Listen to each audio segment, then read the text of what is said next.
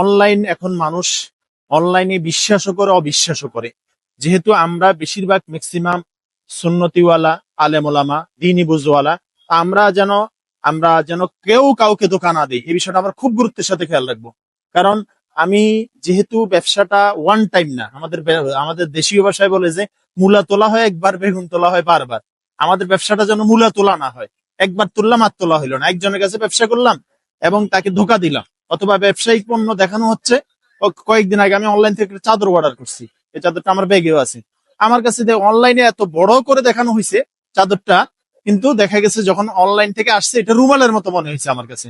তো বিষয়টা যেন ধোঁকা না হয়, আমরা ধোঁকা দিব না। হাদিসে আছে মান গাশশা ফালাইসা মিন্না, রাসূল সাল্লাল্লাহু আলাইহি ওয়াসাল্লাম বলছেন যে আমার উম্মতকে ধোঁকা দেয় সে আমার দলের অন্তর্ভুক্ত নয়। তাই জাস্টিফাই করে।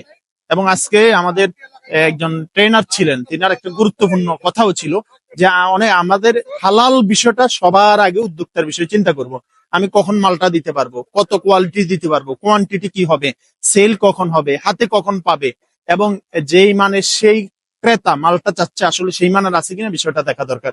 তবে আমাদের দিল থেকে দোয়া থাকবে পুরো বাংলাদেশে একসময় ওলামায়ে কেরামকে মানুষ বোকা মনে করতো, ওলামায়ে কেরাম কিছু জানতো না, বুঝতো না, করতো না। ওলামায়ে কেরাম দুনিয়া বুঝে না, পরকাল বুঝে। এখন আলহামদুলিল্লাহ ওলামায়ে কেরাম আর অবুঝ নেই, বোকা নেই, আলহামদুলিল্লাহ। এই কওমি উদ্যোক্তা আমাদের মেন্টর আমাদের রোকন রায়ান ভাই এবং হাফিজ মুমিন ভাই, এই দুইজন সহ মডারেটর সহ কওমি উদ্যোক্তাটা আজকে বিশাল একটা পরিসরে, আজকে সহ কওমি উদ্যোক্তার চতুর্থ কওমি উদ্যোক্তা সম্মেলন চলতেছে। আলহামদুলিল্লাহ এই পর্যন্ত আমি 3টে সম্মেলনে আসছি। আজকে সম্মেলনটা বাংলাদেশের ঐতিহাসিক পরিচিত চীন মৈত্রী সম্মেলন হচ্ছে। আজকে যারা আসছেন আমাদের ভিডিও দেখবেন, দেশ বিদেশ থেকে কওমি উদ্যোক্তার জন্য আমাদের দিল থেকে দোয়া থাকবে, সমস্ত উদ্যোক্তার জন্য ভালোবাসা থাকবে। সবাই সৎসতার সাথে ব্যবসা করুক এবং এই প্ল্যাটফর্মে যেন আমাদের জান্নাতে যাওয়ার মাধ্যম হোক। আল্লাহ তাআলা সবাইকে কবুল করেন, আমিন। আসসালামু আলাইকুম ওয়া রাহমাতুল্লাহি ওয়া বারাকাতুহু।